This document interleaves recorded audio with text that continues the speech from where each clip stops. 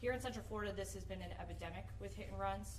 Just for some statistics to provide you so you can understand the severity of what we are facing here in Central Florida.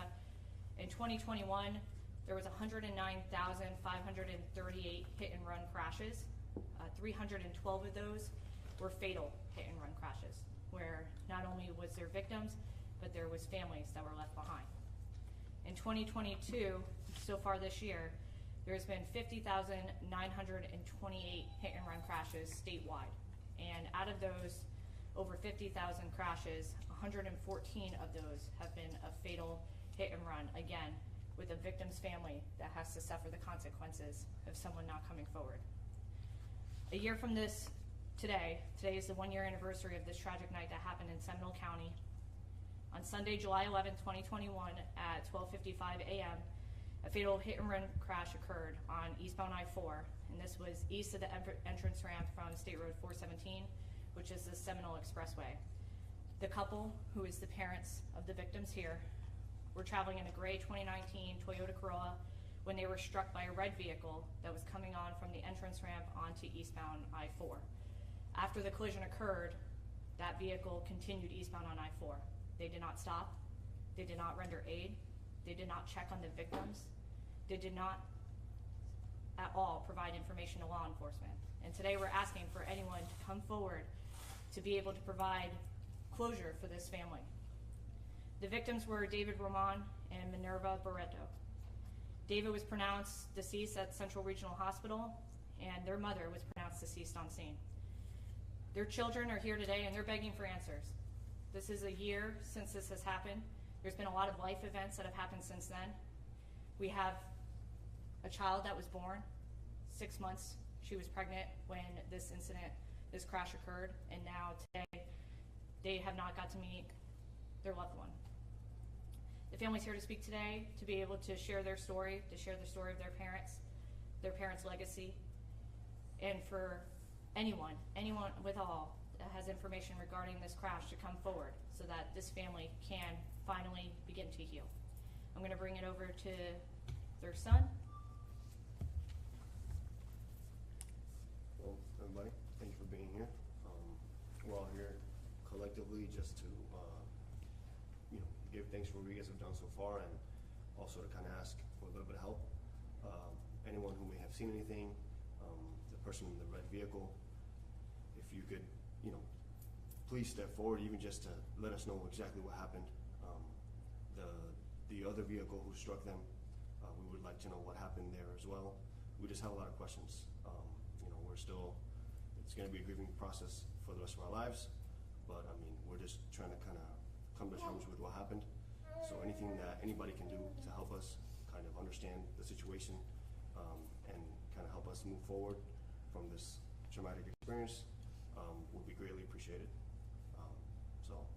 I don't really have much to say except, if anybody, lawyers that can help us, people who were there, the drivers that were, driving the vehicles that, made the accident occur, if you guys could please, communicate with us some way, somehow, just to kind of give us a little bit of closure and kind of understand what exactly happened that night. And that's all I got. We were here a year ago with you. I remember you guys being here. What's your message for this driver? It's unfortunate that we're here again, and I know FHP, they've been looking through cameras, I remember they were getting tips about this, and still, this person is still on the run. What is your one message for this person, for this driver?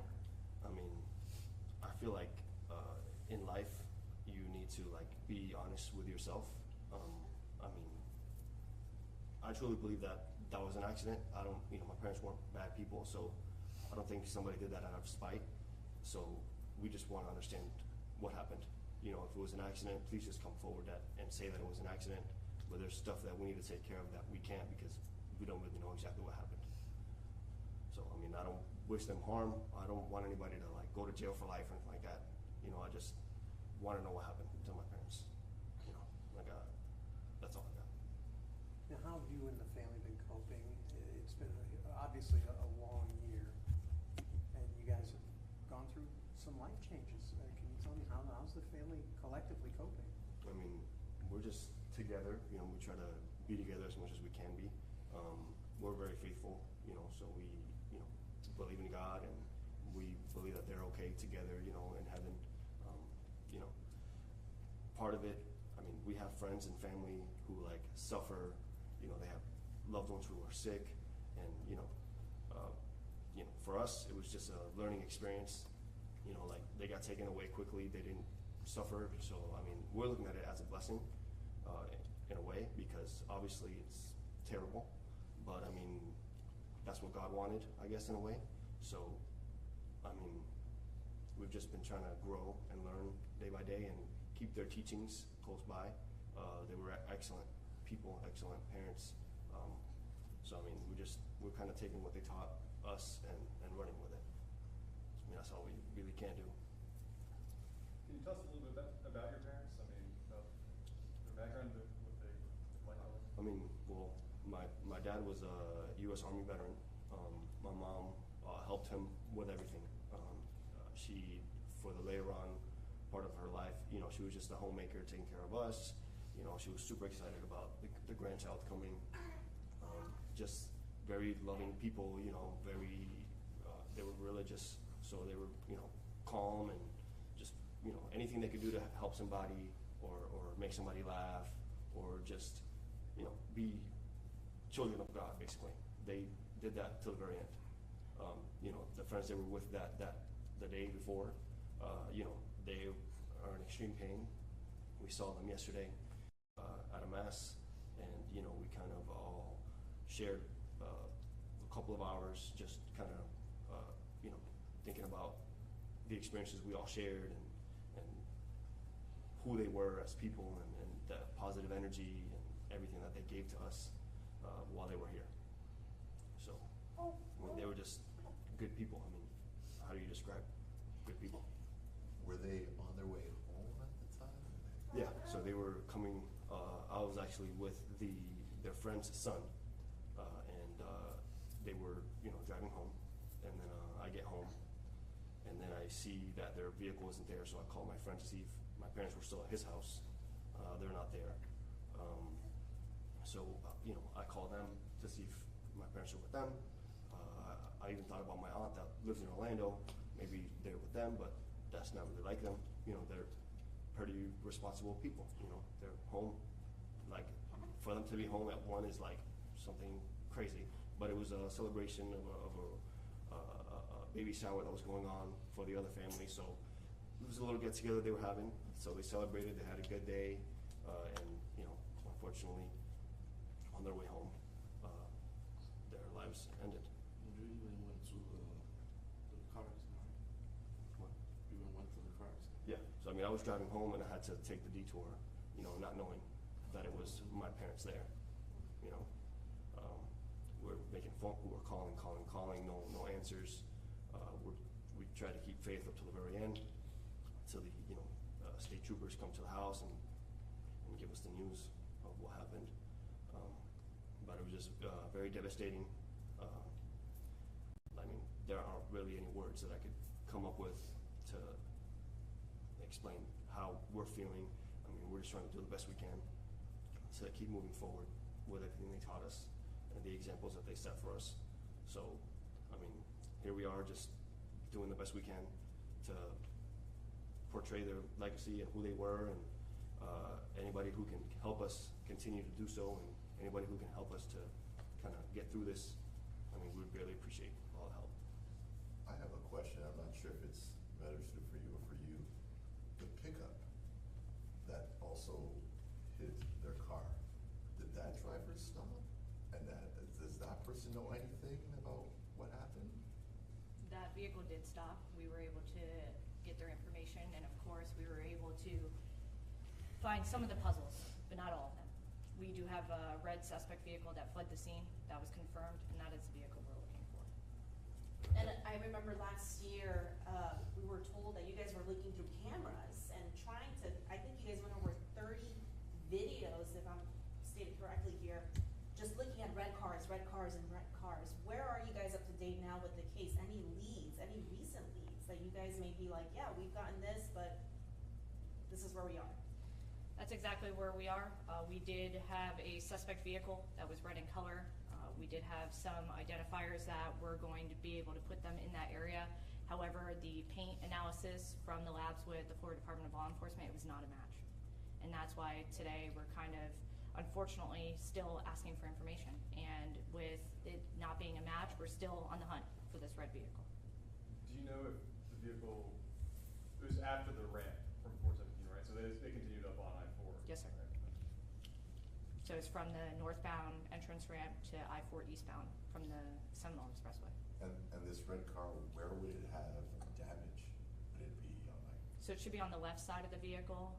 There is photos I provided to media that you can see the red transfer paint on their parents' vehicle. So that's what we're looking for. If they came up on the ramp, it should be on the left side of the vehicle where the collision occurred. And the crash report kind of simulates a diagram of where the damage should be as well. But still no other information about what type of car than the red thing? Absolutely. We did ask FDLE, and we're still waiting for results, but based on the paint analysis that we do have, we do not have a maker model to provide today. Anyone with information, I know that, crime line, but is there obviously a message from FHP for people that may see something? Absolutely. So Crime Line is a great resource if you would like to remain anonymous. This family, they need justice. They have to wake up every morning not knowing why their mom and dad were taken from them. And their baby here, the grandparents, they're not going to be able to meet. And they're not going to be able to know why that night, what happened, how it happened. And like they said, if you come forward, you're going to provide closure for this family. We don't want them to wake up every morning not knowing what happened to their mom and dad that night, and that somebody's out there that might have information. And if you want to remain anonymous because you're scared, or you're not even sure if the tip actually makes sense, any information. If you just felt like, hey, there was a red vehicle that night on I-4, it did seem a little off, just tell us. If you heard something, say something. We need information to be able to move forward with this case, and Crime Line's a great resource where you can remain anonymous. If your tip actually leads to an arrest for this case, it's a $5,000 reward. That's money in your pocket, but that's not what's important here. What's important here is that led to this family being able to at least have closure so that tomorrow they can wake up a new day where they can just focus on healing and not focusing on answers and tracking down suspects and working with the Florida Highway Patrol. They have been great with us. We've been trying to give them as much information as possible. Our traffic homicide has been, like she said, leading this case on looking for videos and evidence and anyone in the area. But now really we're relying on the public. And that's why the media has been very supportive to us as well.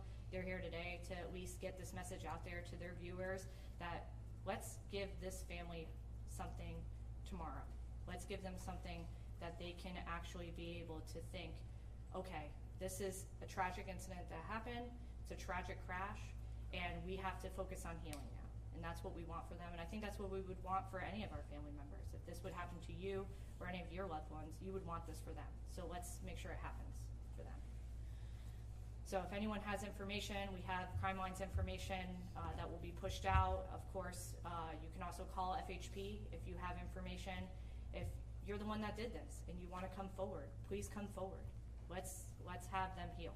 Let's have them heal, and let's have you come forward where you can rest knowing that you did tell the truth and you did make an impact for this family.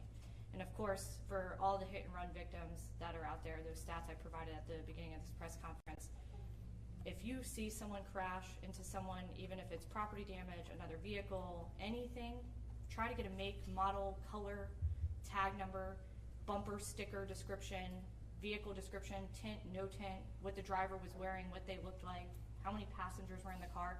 If you see something, say something. You can dial 911, you can dial star FHP, you can report it so that we can have maybe a lead. If someone would have reported something that night, maybe we wouldn't be standing here today.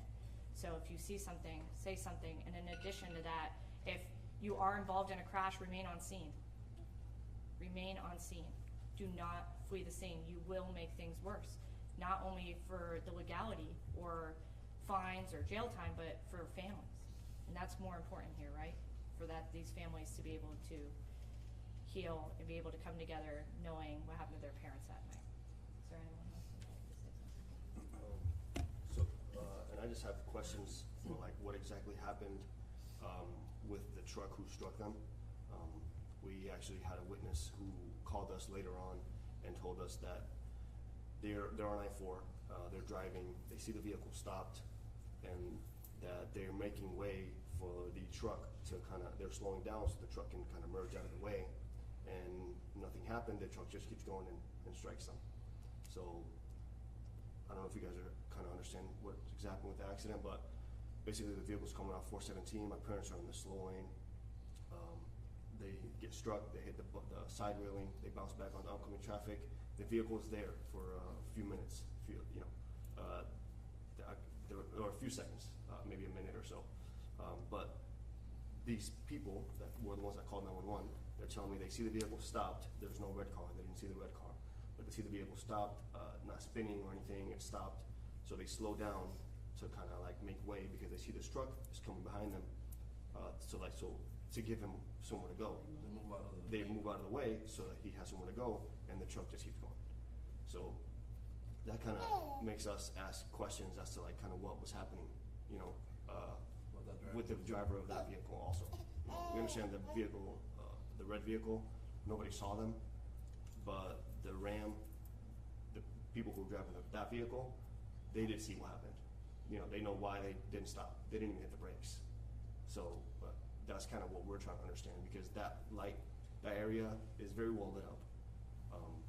I could drive down that road with my lights off and still see 300-400 feet in front of me. I'm sure we all could. It's the same area. We all drive through there. At least a couple times a year. So we're all just a little confused as to like why that person wasn't looked into. There was no drug and alcohol test done. We just have no information. Basically, they struck the family, killed 2 people, but it wasn't their fault. So we also have questions about that as well, because we haven't been given any answers as to that. It just keeps going back to the red vehicle that we can't find. I understand that, and we know that we can't find that vehicle, but what about the people who actually struck them and caused their death? That's something that we kind of want to get answered also. So are you guys under the impression that it wasn't the red car that caused the fatal blow, but it was the pickup?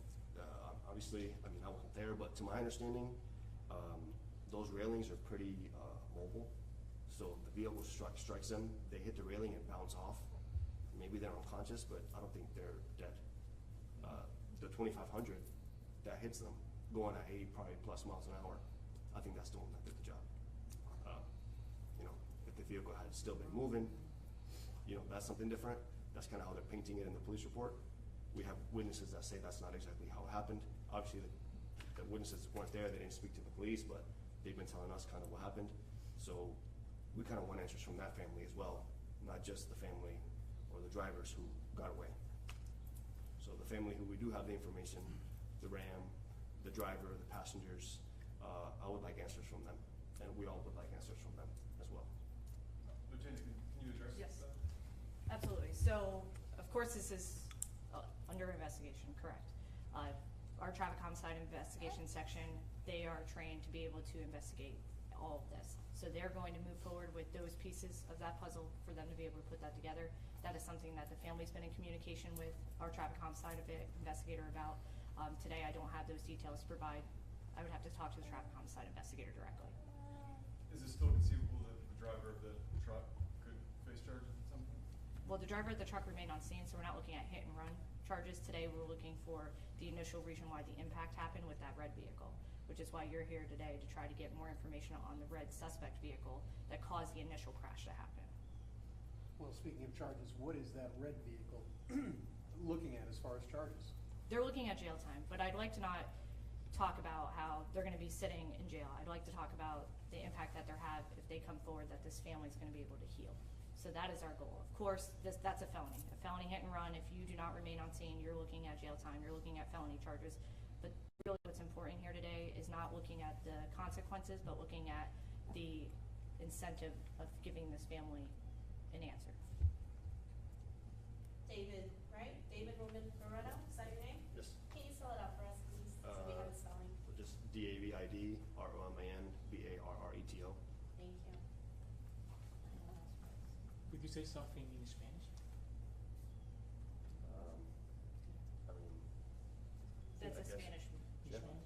Well, what Por do you? Telemundo 31.